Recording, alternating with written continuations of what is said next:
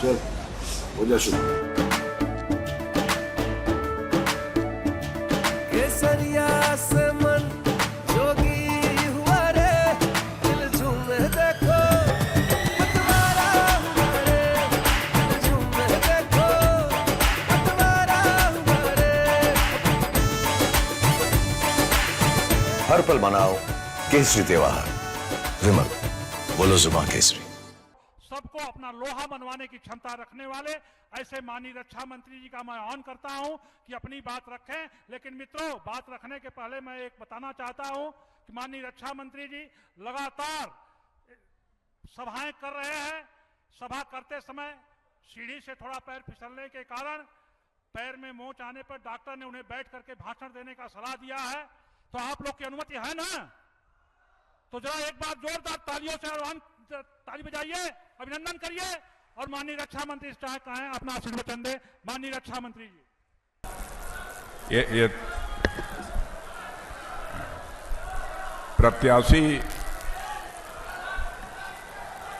प्रत्याशी महेंद्र पांडे जी तो बड़ा सीधा हुआ, लेकिन माइक टेढ़ा है।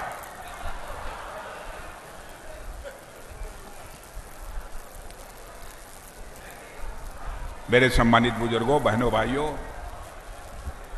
सबसे पहले मैं बाबा कीनाराम जी की धरती को शीश झुकाकर मैं प्रणाम करता हूं।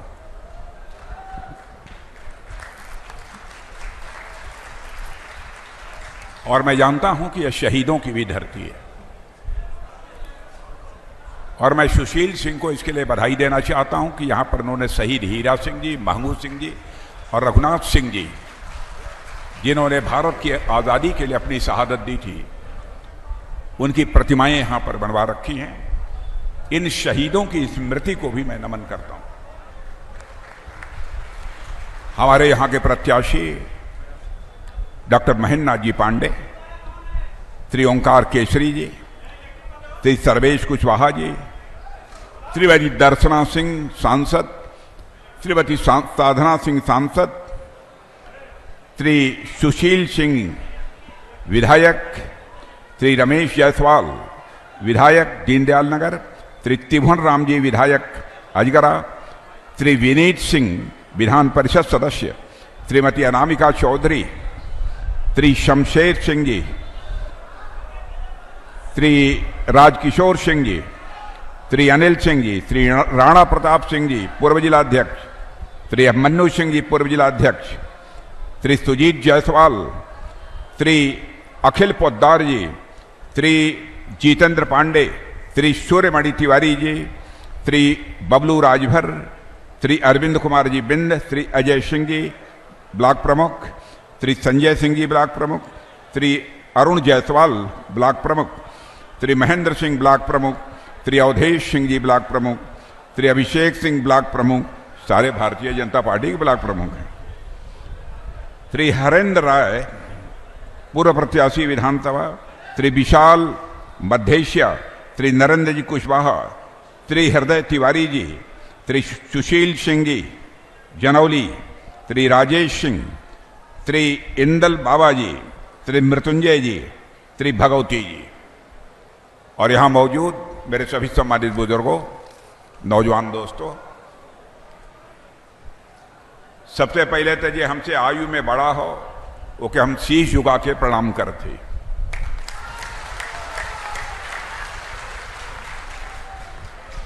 ये हम उम्र है ओके नमस्कार, और ये हमसे उम्र में छोटा हो कि हम अपनी तरफ से आशीर्वाद देते।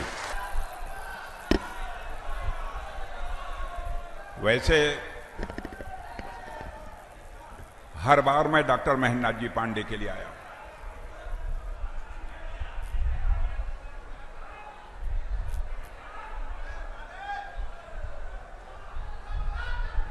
और मुझे यह जानकर खुशी हुई है कि डॉक्टर महेंद्र नाथ जी पांडे, जैसा सुशील सिंह बतला रहे थे, यहां के विकास के लिए बहुत कुछ किया है। डॉक्टर महेंद्र नाथ पांडे को मैं आज से नहीं जानता। डॉक्टर महेंद्र नाथ, अरे भैया आप हट जाओ वहां से, आप लोग हट जाओ, देख रहे हो पब्लिक जब कह रही है पब्लिक की बात नहीं मानते।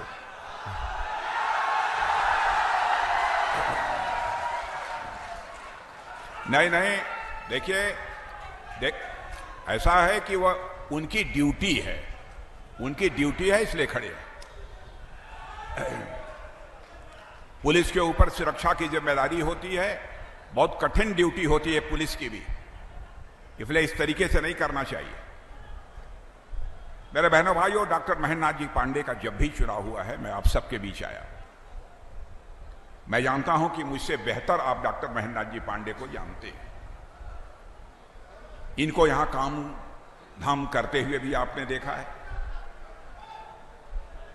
और अभी अभी सुशील सिंह जब भाषण कर रहे थे तो उन्होंने बतलाया कि डॉक्टर महेंद्र नाथ जी पांडे ने इस संसदीय निर्वाचन क्षेत्र के में कितना काम कराया।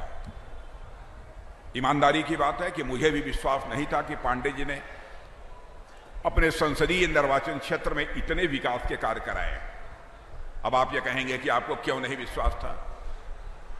क्योंकि जब मैं यहां का मुख्यमंत्री था उस समय भी पांडे जी हमारे मंत्रिमंडल में थे। सीधे साधे जो काम इनके लिए तय कर दिया, केवल उस काम को पूरा करने में लगे रहने वाले एक ऐसे इंसान के रूप में डॉक्टर महेंद्र नाथ जी पांडे को देखा है।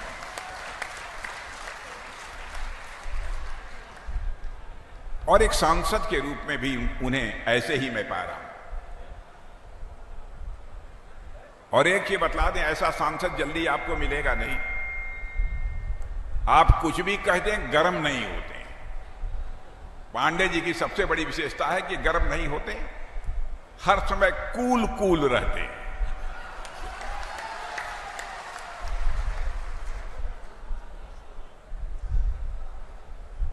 हमसे कुछ लोग मिले थे, कह रहे थे भैया सब तो ठीक है, लेकिन पांडे जी का एक आदत बड़ा खराब बा। हम कल कौन आदत खराब है भाई? हम तो इतना दिन से जाना थे उनके अंदर, हमके खराबी तो कोनो नहीं दिखाई दे। कहे भैया शादी ब्याह होला तो सवेरे 4 बजे पहुंचे।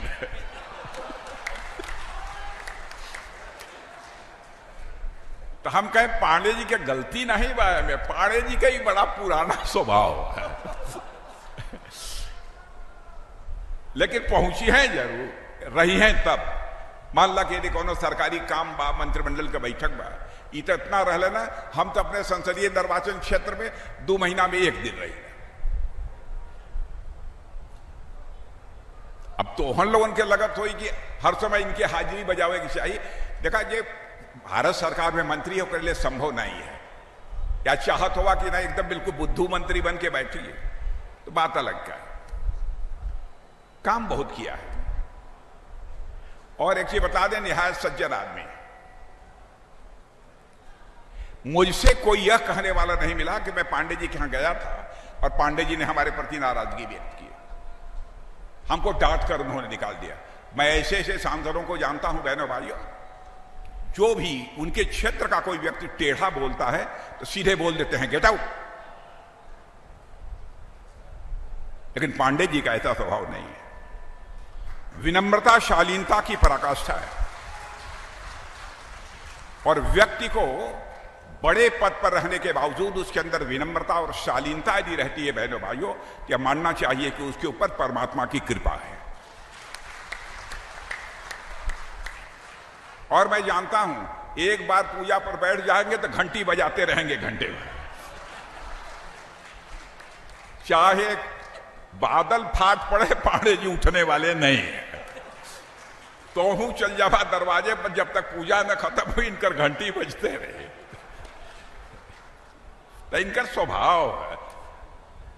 तो ऐसा सीधा आदमी, उसे कोई नाराज हो कह दे कि हम वोट न दे, भाई तो हमारे समझ के परे बात। यही से हम पांडे जी के लिए दिए। देखा, इस संयोग का बात है कि हम लगभग 2.25 महीना से लगातार तमिलनाडु से चलकर केरल होते हुए उड़ीसा सब करते हुए, नॉर्थ ईस्ट करते हुए आज अंतिम सभा करने के लिए आप सबके सामने मौजूद हूं। अपने घर में मौजूद हूं, अपने परिवार के लोगों के बीच मौजूद हूं।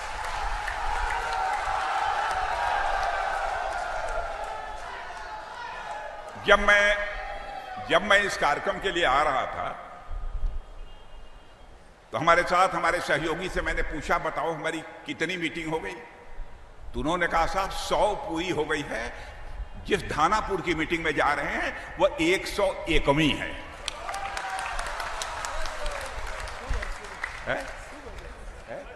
वही मैं कह रहा हूं।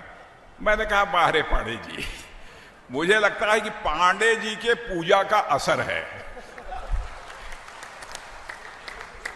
कि 101वीं सभा को, जो इस चुनाव अभियान की अंतिम सभा है, उसे मैं संबोधित कर रहा हूं।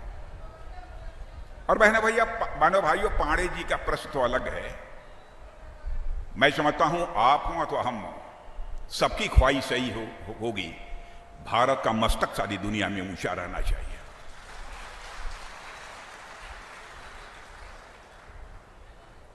अंतर्राष्ट्रीय जगत में भारत का कद बढ़ा है मेरे बहनों भाइयों। 25 वर्षों से दुनिया के दूसरे देशों में अंतर्राष्ट्रीय मंचों पर, कई अंतर्राष्ट्रीय मंचों पर मैं अपने विचार व्यक्त कर चुका हूं। संयुक्त राष्ट्र संघ में भी मुझे बोलने का अवसर प्राप्त हुआ है। पहले मैं ये देखता था, भारत का कोई प्रतिनिधि बोलता था तो दुनिया के अन्य देशों के बहुत सारे प्रतिनिधि चाय पीने के लिए बाहर चले जाते थे। धारणा यह थी भारत के बारे में, भारत एक कमजोर भारत है, भारत एक गरीबों का भारत है। लेकिन आज आपको जानकर खुशी होगी, आज अंतर्राष्ट्रीय मंचों पर भारत कुछ बोलता है। बहनों भाइयों, चीन हो अथवा अमेरिका हो, उसके साथ सारी दुनिया भारत की बातों को कान खोलकर सुनती है कि भारत बोल क्या रहा है। यह दुनिया में भारत की हैसियत बनी। बातों को कान खोलकर सुनती है कि भारत बोल क्या रहा है। यह दुनिया में भारत की हैसियत बनी। यह कोई छोटी बात नहीं है। भारत को लोग कहते थे भारत गरीबों का देश है। बहनों भाइयों, 25 वर्षों में 25 करोड़ लोग, 10 वर्षों के अंदर 25 करोड़ लोगों को गरीबी रेखा से बाहर करने में हमारे प्रधानमंत्री ने कामयाबी हासिल की। मेरा आंकड़ा नहीं है, नीति आयोग का आंकड़ा है। और इसकी पुष्टि दुनिया के दूसरे देशों के अर्थशास्त्री भी कर रहे हैं। जो हमारा भारत आज के 10 वर्षों पहले धन दौलत के मामले में दुनिया के देशों में 11वें स्थान पर खड़ा था, बहनों भाइयों आपको जानकर खुशी होगी, 8 वर्षों के अंदर ही हमारा भारत जो धन दौलत के मामले में दुनिया के देशों में 11वें स्थान पर आता था, 140 करोड़ की जनसंख्या होने के बावजूद आज वो हमारा भारत 11वें स्थान से जंप लेकर 5वें स्थान पर पहुंच गया है। सारी दुनिया की फाइनेंशियल फर्म्स, सारी दुनिया की जो हमारी अंतर्राष्ट्रीय संस्थाएं हैं, अब वह कह रही हैं कि दुनिया में सर्वाधिक तेजी से आगे बढ़ने वाली अर्थव्यवस्था किसी देश की है तो हमारे आपके देश इस भारत की है। और लोगों का मानना है कि भारत यदि ऐसे ही आगे बढ़ता रहा, आज के 2.5-3 साल के बाद बहनों भाइयों फिर से मैं मिलूंगा, क्योंकि मैं आज तक जिंदगी में झूठ बोलकर कभी राजनीति नहीं की है। फिर मिलूंगा और मैं आपको बतला दूंगा 2027 में आपका हमारा यह भारत धन दौलत के मामले में दुनिया के देशों में 3रे स्थान पर आकर खड़ा हो जाए। 2047 तक भारत को विकसित भारत बनाने का संकल्प है हमारे प्रधानमंत्री का। कुछ अर्थशास्त्रियों से मैं बात कर रहा था कि यदि दुनिया की सबसे तेजी से आगे बढ़ने वाली अर्थव्यवस्था यदि हमारे भारत की हो गई है, यह बताओ अमेरिका चाइना से भी धनवान भारत हमारा कब हो जाएगा? उन्होंने कहा, साहब जिस तरीके से आप लोग भूत की तरह काम कर रहे हैं, ऐसे ही काम करते रहे, ऐसे ही यदि सरकार चलती रही तो मानकर चलिए, वो तो बहुत और कुछ 2047 से थोड़ा सा आगे गए थे, लेकिन उनका कहना था ज्यादा से ज्यादा होगा तो 2060 नहीं तो 2065 2070 तक दुनिया का सबसे धनवान देश यदि कोई होगा तो भारत। यह भारत की ताकत है, यह कोई छोटी मोटी ताकत नहीं है। कोरोना का संकट था, सारा विश्व कोरोना से प्रभावित था। यहां पर कोरोना का जो टीका आपको लगा है, वैक्सीन, भारत में नहीं बनती थी। 140 करोड़ की जनसंख्या भारत की है। कोरोना का टीका नहीं बनता था। प्रधानमंत्री ने चटपट रात को वैज्ञानिकों के साथ बैठक की और बहनों भाइयों, वैज्ञानिकों की पीठ थपथपाई और कहा, मेरे बहादुर वैज्ञानिकों, जितना पैसा लगेगा मैं लगाने के लिए तैयार हूं, जल्दी से जल्दी कोरोना का वैक्सीन तैयार करो, यानी टीका तैयार करो। बहनों भाइयों, हमारे वैज्ञानिकों ने कमाल कर लिया। हौसला अफजाई करने का क्या असर होता है देखा जा सकता है। आपको आश्चर्य होगा कि हमारे वैज्ञानिकों ने इतनी वैक्सीन तैयार की, इतना टीका तैयार किया। भारत दुनिया का अकेला देश है, यहां के 140 करोड़ लोगों को कम से कम कोरोना का 2 टीका जरूर लगा होगा, नहीं तो कुछ लोगों को 3 टीका लगा।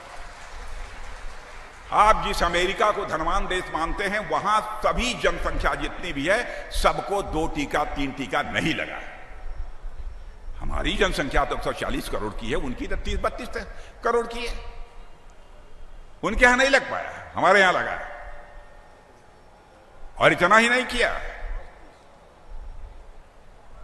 मेरे बहनों भाइयों, दुनिया के 100 से अधिक देशों को हम लोगों ने कोरोना का वैक्सीन मुहैया कराया है। क्या था भारत, अब क्या हो गया है भारत, इसकी आप कल्पना नहीं कर सकते। पहले देखा होगा कांग्रेस की हुकूमत थी, आए दिन आतंकवादी घटनाएं हुआ करती थी। अब मैं कह सकता हूं कि देश की किसी भी राज्य में कोई आतंकवादी घटना नहीं होती है। ज्यादा से ज्यादा कश्मीर में महीने में 1.5 महीने में एक छोटी मोटी कोई आतंकवादी की घटना हो जाती है। क्यों ऐसा है? इसलिए हमारा पड़ोसी पाकिस्तान भी समझ गया है, भारत अब पहले वाला भारत नहीं है। भारत अब कमजोर भारत नहीं है। भारत की यह ताकत बन गई है, भारत की हैसियत बन गई है कि हमसे कोई छेड़ेगा तो भारत सीमा के इस पार भी मार सकता है, जरूरत पड़ी तो सीमा के उस पार भी जाकर भारत मार सकता है। यह करके हम लोगों ने दिखाया है। तोप, गोले, बम, बारूद, फाइटर प्लेन, सब कुछ हम दुनिया के दूसरे देशों से मंगाते थे। बहनों भाइयों, यहां पर रक्षा मंत्री के रूप में बैठा हूं। जिस तरीके से हमारे प्रधानमंत्री ने सहयोग किया, उसी का परिणाम है मेरे बहनों भाई।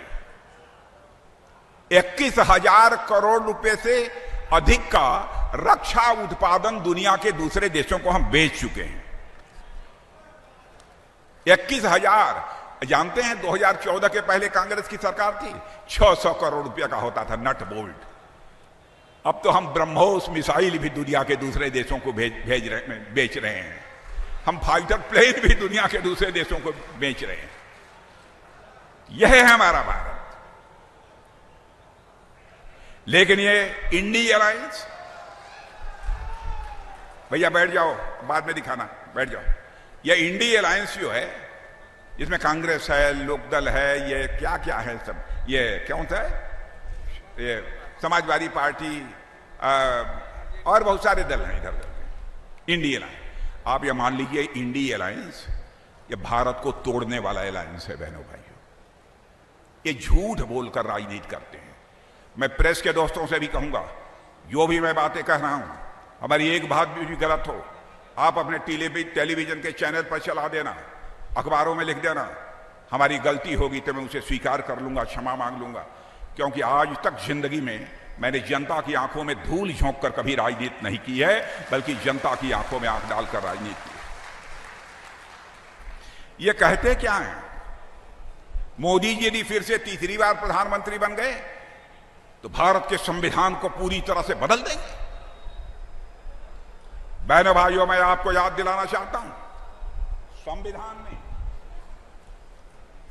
संविधान में कई बार संशोधन करने का काम कांग्रेस की हुकूमत ने किया। ठीक है, छोटे मोटे संविधान में संशोधन होते रहते हैं, इसमें हमको कोई आपत्ति नहीं है। लेकिन संविधान के निर्माताओं ने जो सर्वसम्मत यह कहा था, संविधान में थोड़े मोड़े संशोधन समय समय पर करने की आवश्यकता होती है, संसद कर सकती है, लेकिन इस बात का ध्यान रखा जाना चाहिए कि संविधान की जो प्रस्तावना है, संविधान का जो प्रियम्बल है, उसके साथ किसी भी सूरत में छेड़छाड़ नहीं की जानी चाहिए। लेकिन बहनों भाइयों, इमरजेंसी लगाकर इस देश पर श्रीमती इंदिरा गांधी ने, संविधान बनाने वाले जो संविधान सभा के हमारे सम्मानित सदस्य थे, उनकी इच्छाओं का अनादर करते हुए भारत के संविधान के प्रस्तावना में भी परिवर्तन कर डाला। वो हमारे ऊपर आरोप लगाते हैं कि हम लोग संविधान का परिवर्तन करेंगे। बहनों भाइयों, आपको यकीन दिलाना चाहता हूं, हम जो कुछ भी करेंगे भारत के लोकतंत्र को मजबूती प्रदान करने के लिए करेंगे। भारत के लोकतंत्र को, भारत की जनता को हम किसी भी सूरत में कमजोर नहीं होने देंगे। क्या तमाशा कर रहे हैं? इमरजेंसी लगाई इन्होंने। भाई, ये चुनाव आपकी इलेक्शन पिटीशन थी, इंदिरा जी कोर्ट में हार गई, आप कोर्ट में हार गई तो देश में इमरजेंसी लगा दिया, लोकतंत्र का गला घोंट दिया, लाखों की संख्या में लोगों को जेल के शिक्षों के पीछे डाल दिया। क्या यह अपराध छोटा है? और बहनों भाइयों, मैं तो 24 साल की उम्र का था, 18 महीने मैं भी जेल में रहा हूं, 2-2.5 महीने मैं मिर्जापुर में तन्हाई में रहा हूं, 16 महीने मैं सेंट्रल जेल नैनी में रहा हूं।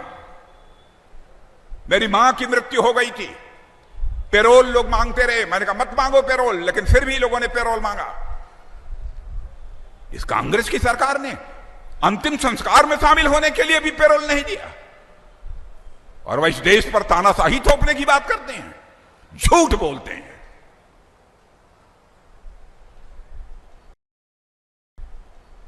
बहनों भाइयों, इस प्रकार का झूठ बोलने वाले लोगों को सबक सिखाया जाना चाहिए। मैं चंदौली की जनता से कहने आया,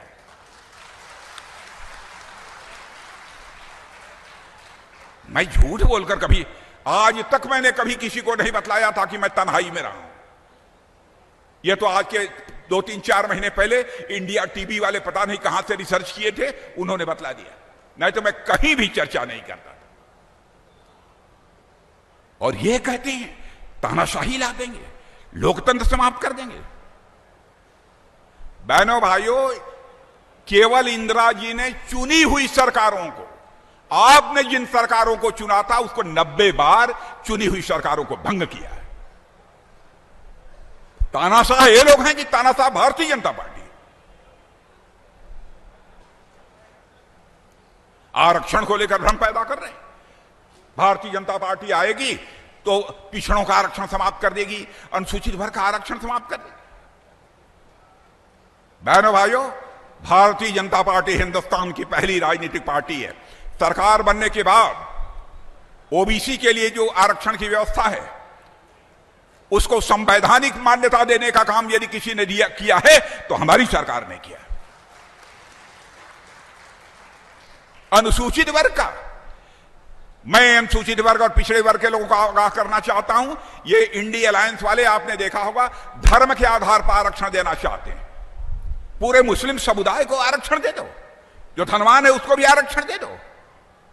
मुस्लिम समुदाय में जो गरीब हैं उनको तो ऑलरेडी आरक्षण मिला हुआ है, लेकिन जो वोट लेने के चक्कर में उनका तुष्टीकरण कर रहे हैं। इतना झूठ आरक्षण को लेकर भ्रम पैदा कर रहे हैं। बहनों भाइयों, सबक सिखाना है, बहुत हो गया। भारत के बारे में सारी दुनिया तारीफ कर रही है। एक यहां पढ़े लिखे बहुत लोग हैं।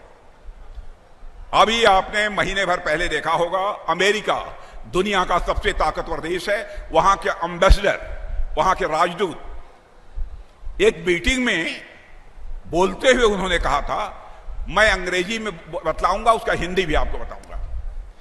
If you want to see the future come to India. यदि भविष्य देखना चाहते हो तो तुम भारत आओ। If you want to feel the future come to India. यदि आप भविष्य महसूस करना चाहते हो तो ऐ दुनिया वालों भारत आओ। ये अमेरिका का राजदूत बोल रहा है। If you want to work on future come to India. यदि भविष्य पर काम करना चाहते हो ऐ दुनिया वालों भारत आओ। आप भारत की स्थिति सारी दुनिया में यह हो गई। बहनों भाइयों, हमारे जैसे व्यक्ति को पीड़ा होती है, वेदना होती है। इतना झूठ बोलकर जनता जिसे लोकतंत्र में जनार्दन कहा गया है, ये केवल परिवार को जनार्दन मानते हैं। हम लोग देश की जनता को जनार्दन मानते हैं। मेरे बहनों भाई, ये क्या कर रहे हैं लोग? अब आप देखिए, हमारे उत्तर प्रदेश में योगी जी की सरकार है, क्या कमाल किया है। गर्मी में सबका दिमाग गर्म होगा, लेकिन गर्मी में भी किसी का दिमाग एकदम ठंडा किया है योगी जी ने, तो अपराधियों का किया है।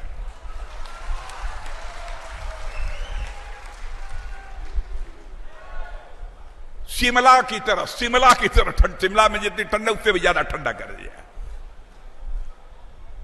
हमारे यहां के मुख्यमंत्री योगी जी ने सचमुच कमाल किया है। मैं भी मुख्यमंत्री रहा हूं, लेकिन करिश्मा किया है योगी जी ने। जितने गुंडे बदमाश शरारती ने सबको योगासन करा दिया, शीर्षासन करा दिया, शवासन करा दिया।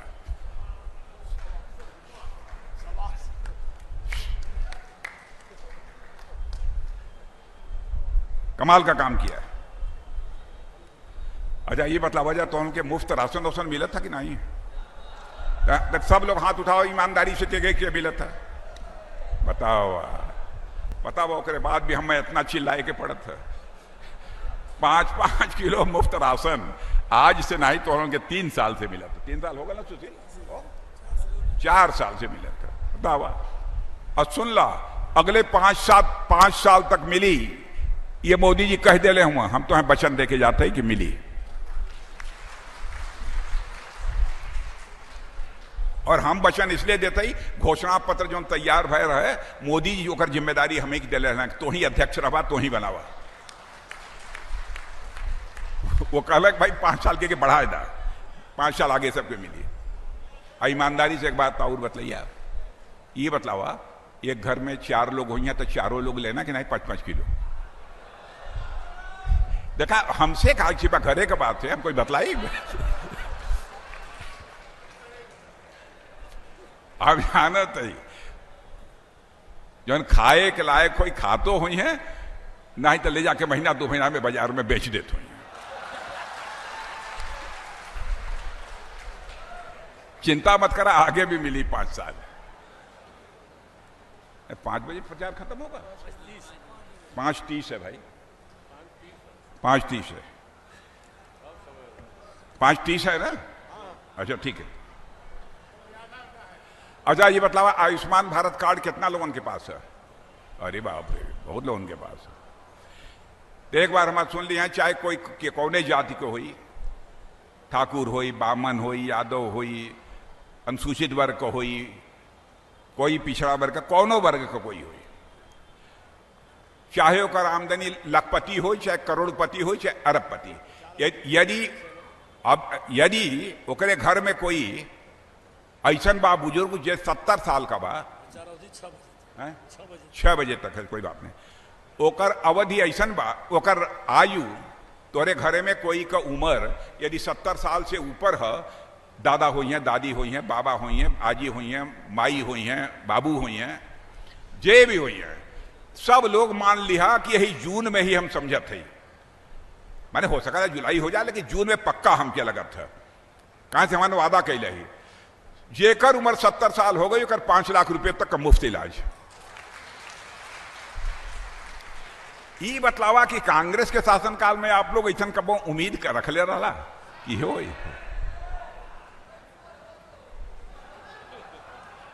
औरत है?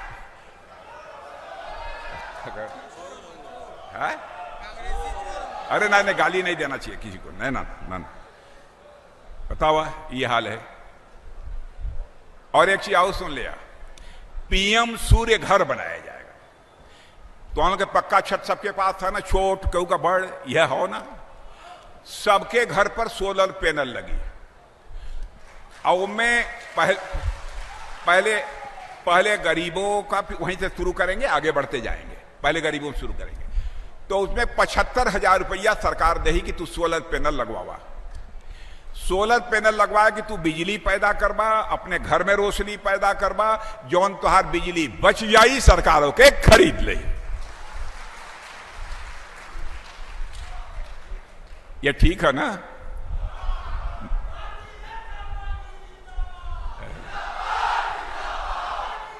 और भारत का ताकत यदि देखे के है, भारत का इज्जत, भारत का सम्मान दुनिया में कितना बढ़ल के देखे के है। रूस और यूक्रेन का लड़ाई चलत है, 2 साल से अधिक हो गए, मालूम बा ना आप लोगों के? बराबर रूस की तरफ से बम, तोप, गोले, मिसाइल सब कुछ चल रही है, और उधर यूक्रेन की तरफ से भी चल रही है। भारत के लगभग 30-32 हजार बच्चे, कोई वहां मेडिकल की पढ़ाई कर रहा है, कोई इंजीनियरिंग के कर रहा है, कोई मैनेजमेंट का कोर्स कर रहा है। उनके माता पिता भारत में जो रहते थे बहुत चिंतित हुए कि कहीं ऐसा न हो कि यूक्रेन से चलने वाली मिसाइल, बम, तोप, गोले हमारे बच्चे यहां रहते हैं वहां गिर गई, तब तो हमारे बच्चों की जिंदगी चली जाएगी। उनके माता पिता आंखों में आंसू लेकर प्रधानमंत्री जी से मिले, बहनों भाइयों मैं साक्षी हूं उसका, और कहा कि मोदी जी चाहे जैसे भी हो हमारे बच्चों को यूक्रेन से आप बाहर निकालिए, पढ़ाएं अथवा भाड़ में जाए, पढ़ाई भाड़ में जाए, कोई चिंता नहीं, लेकिन हमारे बच्चों को वहां से बाहर निकालिए, वो जिंदा मैं देखना चाहता हूं। बहनों भाइयों आपको आश्चर्य होगा, प्रधानमंत्री ने चटपट रूस के राष्ट्रपति मिस्टर पुतिन से बात की, यूक्रेन के राष्ट्रपति मिस्टर जेलेंस्की से बात की, और 4.5 घंटे के लिए युद्ध रुक गया, और 22,500 बच्चे भारत के वहां से चलकर भारत आए।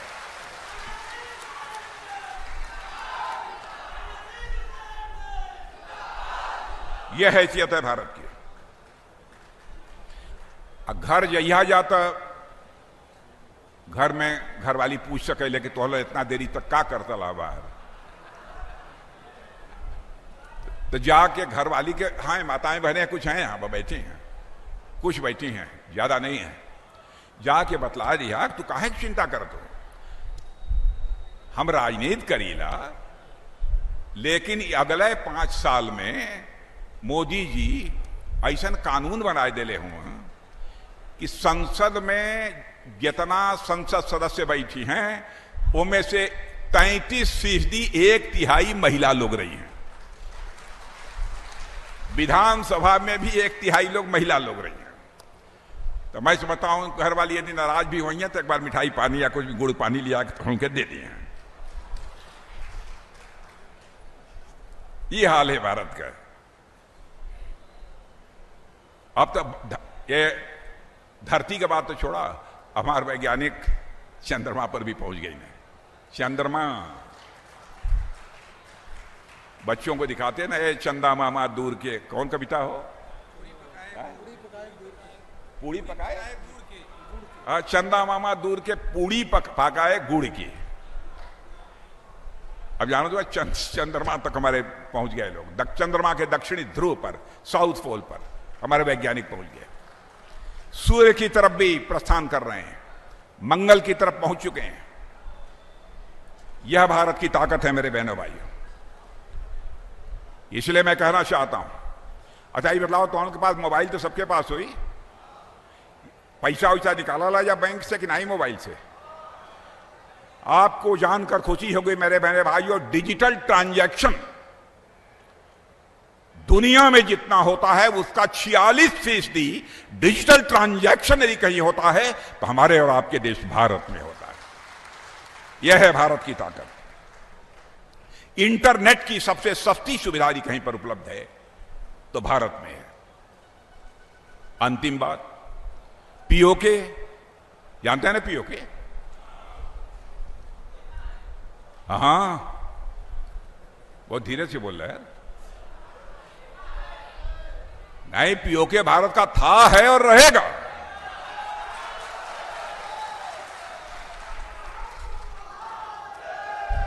लोग कहते हैं कि आक्रमण करके लेने की जरूरत है। 3 साल पहले ही मैंने आर्मी के जवानों को, अधिकारियों को संबोधित करते हुए कह दिया था।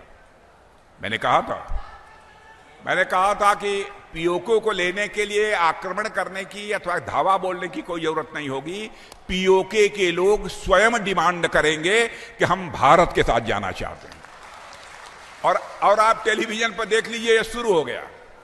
आप टेलीविजन पर देख लीजिए, शुरू हो गया। क्योंकि भारत इतनी तेजी से आगे बढ़ रहा है, पाकिस्तान इतनी तेजी से रसातल में जा रहा है। सब लोग कह रहे हैं 40% महंगाई है, 48% महंगाई है। यह हालत है, करने की जरूरत नहीं। आपने देखा होगा पीओके के लोगों ने पाकिस्तान का झंडा पीओके में उतार दिया। अब पीओके में पाकिस्तान का झंडा यदि उतर जाएगा तो फिर झंडा यदि कोई चढ़ेगा तो भारत का तिरंगा ही चढ़ेगा।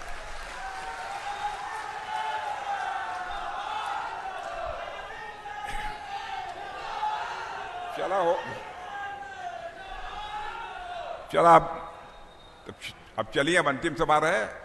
पांडे जी वो हम कहते बहुत सौभाग्यशाली हूं कि 101वीं सभा हम गई पड़े। नंबर की दृष्टि से भी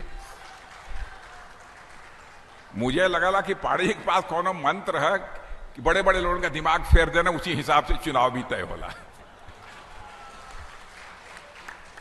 तो देखें बहुत ज्यादा मुझे मालूम है कुछ इधर उधर की यदि कहीं पर कोई बात हो तो मैं आप घर का हूं, आपसे मैं निवेदन कर रहा हूं कि बिल्कुल मत सुनिए। देश का प्रश्न है, देश का प्रश्न है, किसी परिवार को बनाने का प्रश्न नहीं है, देश को बनाने का प्रश्न है। बोले मत देखिए, पांडे जी का चुनाव चिन्ह कमल का फूल है, कमल के फूल का बटन दबाइए और मोदी जी को तीसरी बार भारत का प्रधानमंत्री बनाइए। बोलिए भारत माता की जय। एक बार सभी बुजुर्गों को प्रणाम, हमूवर लोगों को नमस्कार, छोटों को आशीर्वाद।